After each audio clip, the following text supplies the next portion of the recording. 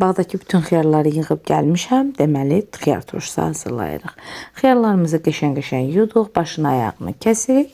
Daha sonra isə bankalarımıza doldururuq. Mən kiloluq bankalar istifadə edirəm həmişəki kimi.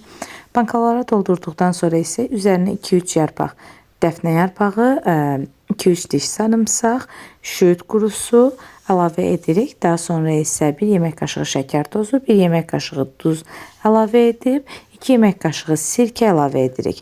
Mən uksusu bilmədən əvvəldən tökürəm, amma zəndimi axırda tökmək lazım imiş qaynadıqdan sonra. Siz qaynatdıqdan sonra tökərsiniz.